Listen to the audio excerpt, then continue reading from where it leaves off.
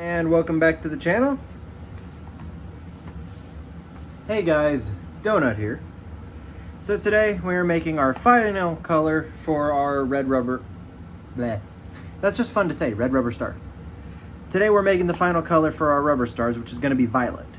So now you should recognize all of these. We've got 0.63 potassium perchlorate, 0.09 strontium carbonate, 0.03 copper carbonate, 0.15 Parlon, 0.05 red gum, 0.05 lactose. So you'll notice this is the exact same recipe ingredients as our last batch, which was the indigo. The only difference is we have a 3-to-1 ratio between our strontium, which is going to make our red, and our copper, which is going to make our blue, whereas in the last one they were pretty equal parts.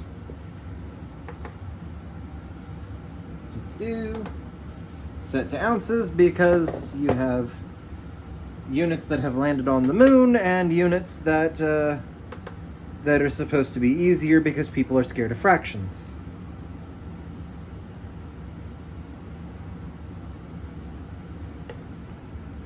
So we start with 5.05 rounded up of potassium perchlorate, 3/4 ounce strontium carbonate, 1/4 ounce copper carbonate, 1.2 of the Parlon, 0.4, or basically a ½ ounce of our red gum, and another ½ ounce of our lactose, because again, this is going to be a colder star.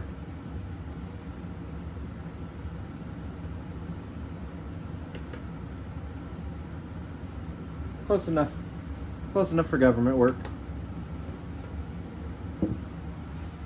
Close only counts in horseshoes and hand grenades, and I say this is close enough to hand grenades. On the way, or a pinch of potassium perchlorate and kablooey.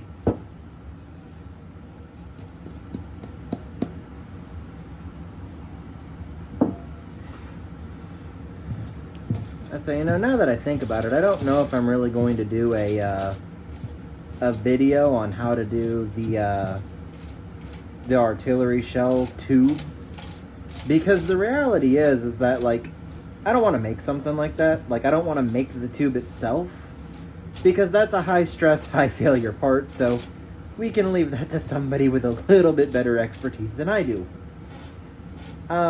The only thing that I have made is my launcher, which, I mean, it was pretty basic bitch, bare bones, whatever you want to say.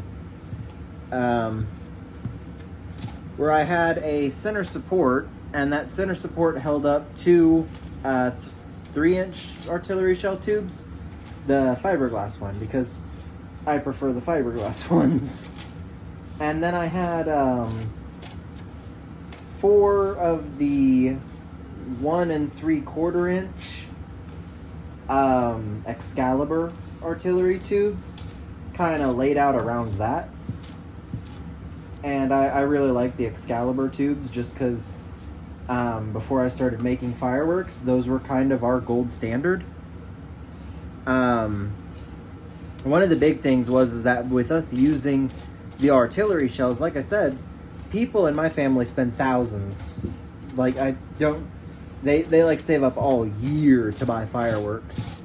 And the Excaliburs were the artillery shells that we liked the most, because they don't have a bunch of like fancy options and stuff, but they're a pretty good price. You get a good number of the artillery shells for the price of the box. It comes with 4 tubes, so I bought 1 box to compare to my homemade artillery shells. And when I did that, I ended up actually getting this little electronic launch system, which was it wasn't a professional thing. It was a little box that would Bluetooth to your phone, and they're sold by TNT. They don't work great. Like, they work just fine. The problem is there's some software issues there that, because it's made by a fireworks company, I don't really expect them to ever fix. But with the TNT, you could buy their little detonator, and it had wires that come off it that you just clamped onto the side of a safety fuse.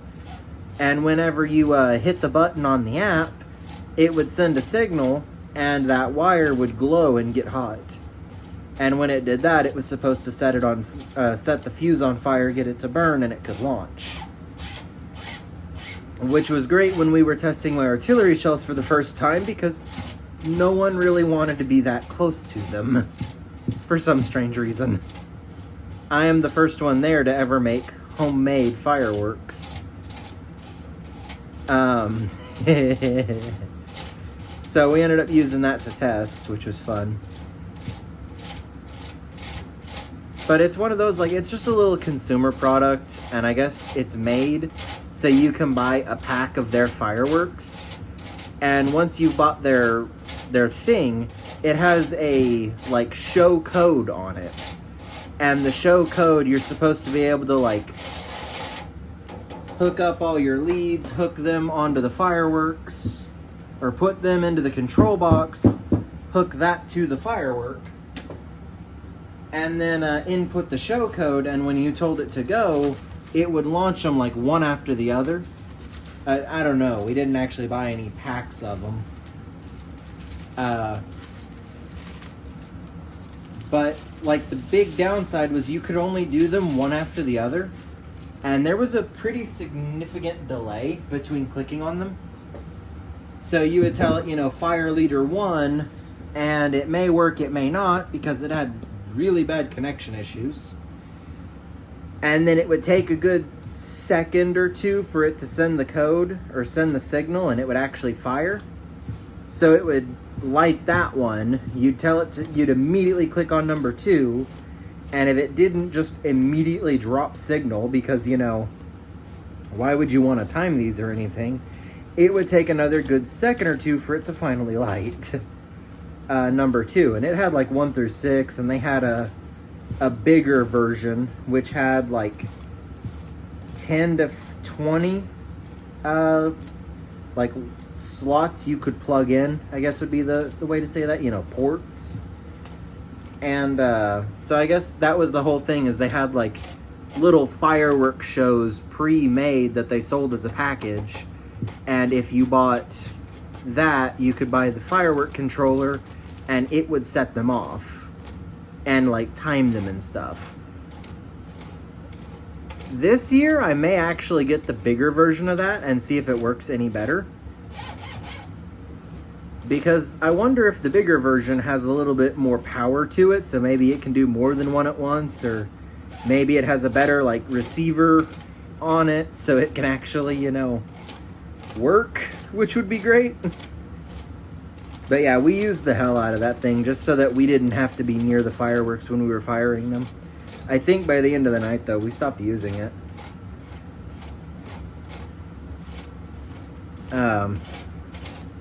Whereas I know if you want to get like a professional fireworks system, then a lot of them have like wires that come off of them, and the wires, you actually have to like use a flammable glue to attach them to the fireworks. It's really weird and it's kind of complicated. And then the switchboard that they use like times where it can do more than one, or one after the other, or whatever you program it to do. So they are kind of cool to see. So yeah, just a kind of cool little thing. And I mean, for us it was great initially, because in order to test my homemade fireworks, we could be, you know, 30 feet away, 20 feet away. It said it had a range of like 30 feet, but you know, when you're using something with Bluetooth, it's like, oh, it has a range of 20 feet. It's like, it means it won't disconnect until 21 feet. That does not mean it will work at 20 feet. It really didn't. And you know, I don't really remember it being like horribly expensive. Like, I think that the controller was actually a fairly reasonable price. I know the thing that kind of killed us was the wires that come with it said that they were only single-use items. And so you legitimately had to go buy, like, we tested it out with the ones that it came with. And, like, they weren't, you know, good enough for us to want more. So then we had to go back to, we couldn't even go to the firework warehouse, like the TNT warehouse that I got them from. It was like an hour out of the way. So we ended up stopping by a fireworks stand on the side of the road that sold TNT brand fireworks, and they didn't have the controllers, but they did have the wires. So we were able to buy we bought damn near every wire they had at the stand for us to use. Because we did not expect it. It didn't actually say anywhere that they were single-use items. It didn't warn you of that. They just were. Or like, it didn't say it on the outside of the box, but whenever you actually, like, opened it, it said they were single-use. Which you didn't know that until after you opened it and read the directions and yada yada. At which point you've already purchased the damn thing. So that would have been nice to know beforehand. But also, they only sold the wires in, like, bags of 5 or something. So, like, in a low enough amount that you think that they're just replacements in case something goes wrong. The controller was like a, like I said, I think it was a 6-port controller, and it only come with 6 wires in the box. That was it.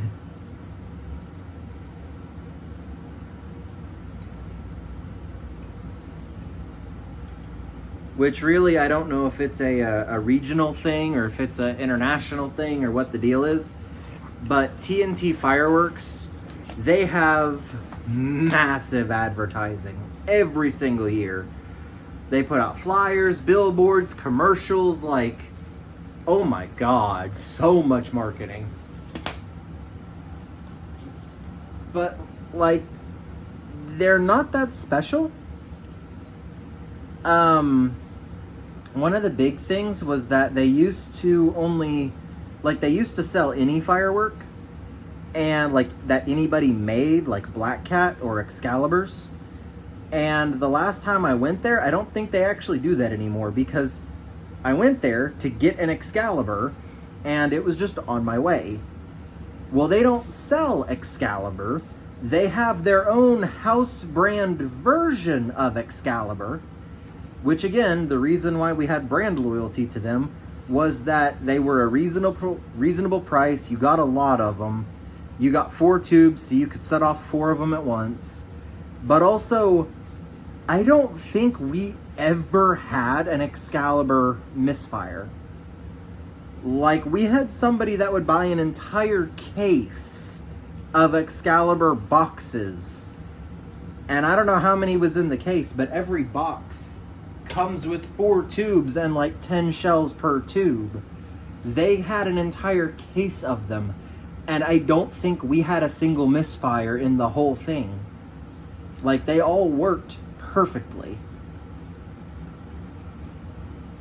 Which currently my record is also at 100%. Because each of these is, you know, lovingly handcrafted or something. And I would really rather not die. Plus, you know, if I end up messing up, I get the very slight feeling that homemade fireworks would then be banned, and I don't want that to happen. You blow up a crowd of spectators one time, Batman, and then everybody loses their mind. No more homemade fireworks. They're huge. They're a death trap. Go to the store, buy as many explosives as you want, but none that were made at home.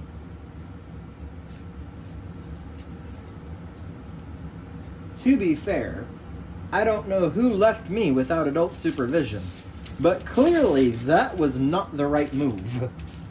But yeah, so like, they didn't sell anybody else's stuff. They only had, like, TNT has some good fireworks. A lot of them are just like the same firework as last year, but with a new, like, trendier name, which I don't really like. But then also, like, their pricing, I get it's like a perception of value thing, where TNT fireworks, each individual firework is like 2 to 3 times what it actually costs. Like, it is a ridiculous amount. But then they run all of these specials and all these flyers and all these coupons. Ooh.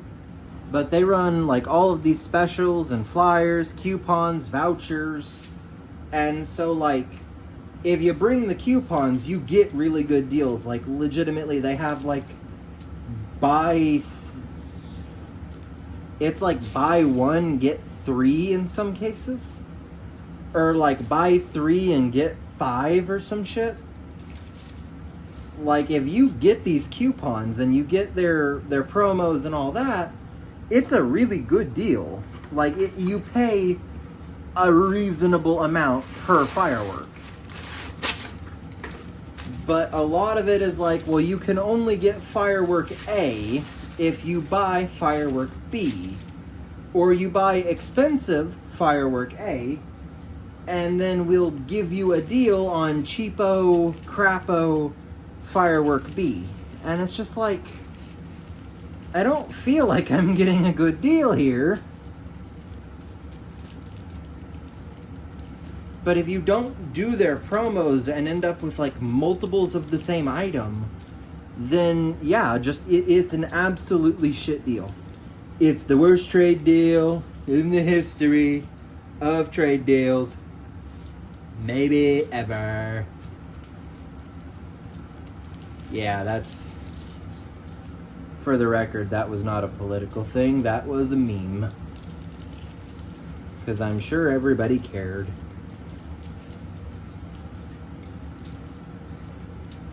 Yeah, we have a local brand, or I don't know if they're local or like how they operate, but it's Jake's Fireworks.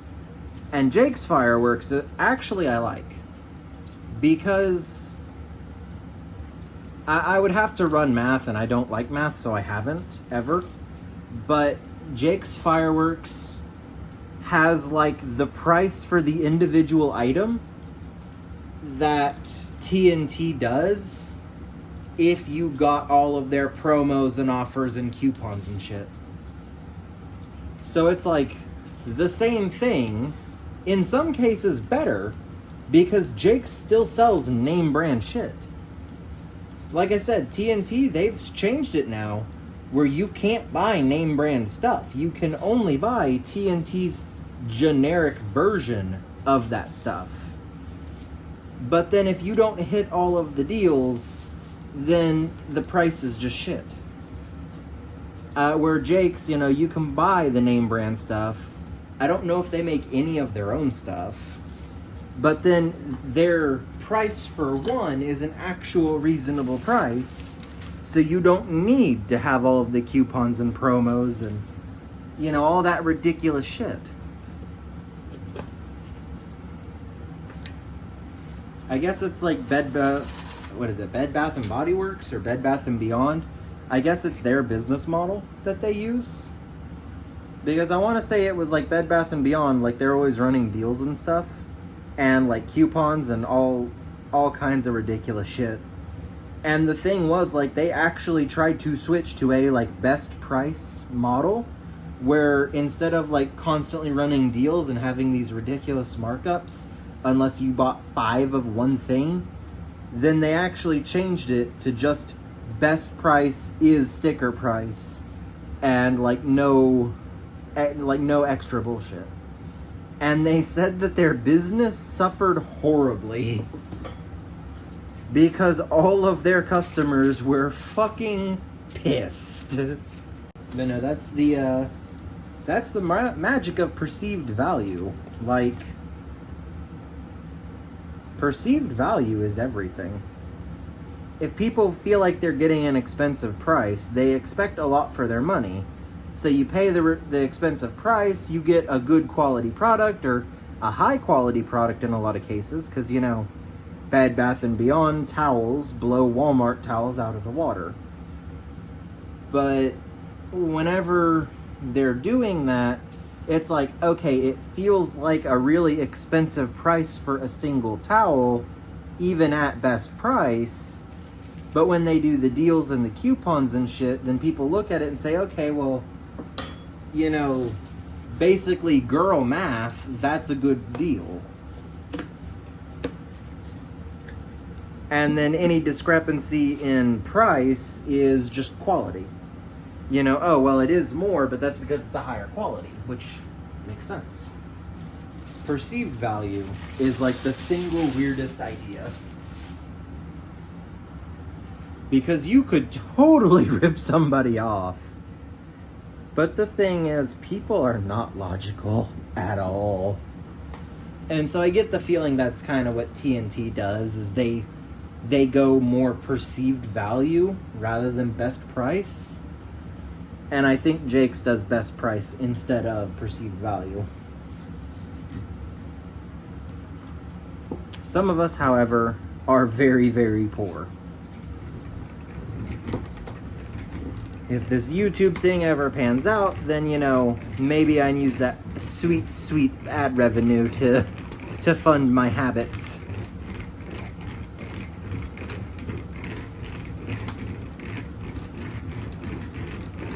I had a video get like, 500 views, which is currently my record. And I'm actually kind of surprised that like nothing bad happened. Because since I'm making fireworks, then I'm like fully expecting YouTube to just like, no, that's terrorism. And then, ban Hama! Or as smarter people than me would say, Bonhama. A good friend, Bonhama. I don't know, maybe he's French. Mr. Bonhama.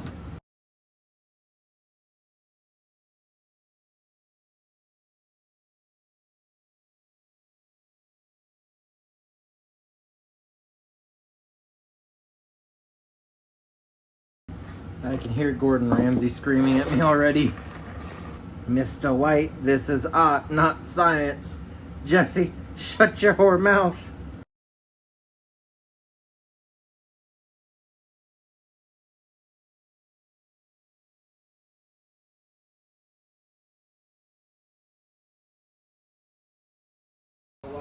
Done.